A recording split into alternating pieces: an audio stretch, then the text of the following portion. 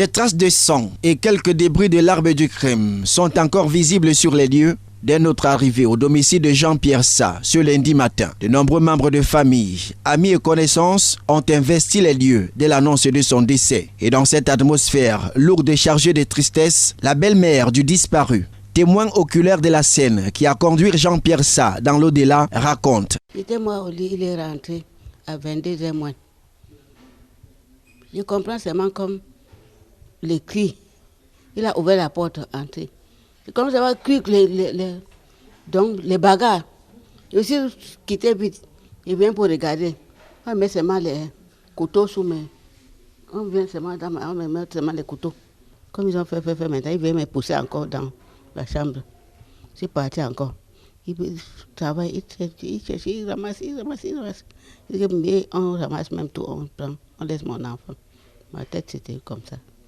Après, maintenant, comme ils ont fini à travailler comme ça, là, ils ont me demandé qu'il faut que je donne l'argent. J'ai de combien j'ai combien sur moi.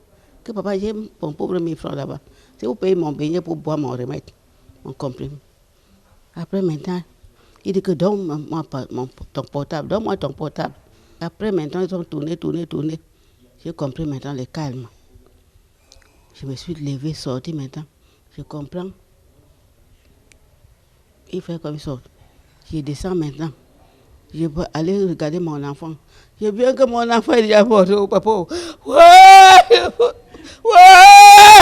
Il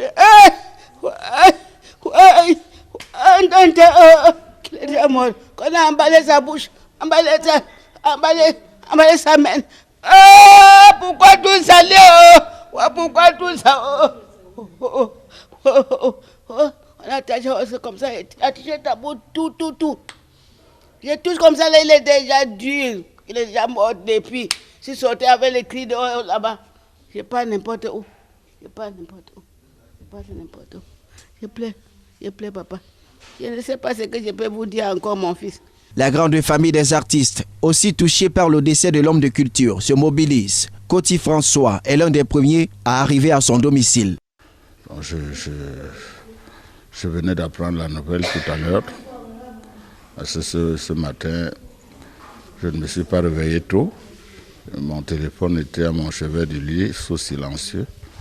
Mais quand j'ouvre le téléphone, je constate qu'il y a beaucoup d'appels, beaucoup de gens qui m'appellent, qui m'ont appelé. Et la première personne que j'ai essayé de joindre, c'est Herman Moussinga, qui me dit, moi je t'appelais depuis 6 heures parce qu'on m'a dit que Jean-Pierre Sa est décédé. Je lui dis, mais tais-toi, qu'est-ce que tu me racontes comme ça? Il me dit, non, c'est une vérité. Je dis, laissez vos affaires de poisson d'avril. Et il me dit, c'est une réalité. Jour où j'appelle une autre personne, c'est la même chanson. Et on a vu dans les réseaux sociaux, on parle de ceci ou cela. Et c'est là où j'ai essayé de joindre Sam Fantomas, je n'ai pas pu. À maintes reprises, je n'ai pas pu. J'ai appelé le directeur de la Sonacam, qui lui m'a confié que ce qui est vrai, ce n'est pas... Ce qui est dit est vrai, ce n'est pas un poisson d'avril. Et c'est après cela que j'ai rappelé le président Sam Fantomas. Je l'ai eu et il m'a dit qu'il sortait de la morgue pour... Il était à la morgue, le mettre à la morgue. Son corps a été déposé à la morgue de l'hôpital militaire de Douala quelques heures seulement après son décès. Les auteurs de l'acte criminel sont toujours en fuite et sont vigiles introuvables. Ce n'est donc pas un poisson d'avril. Jean-Pierre Sa est bel et bien mort.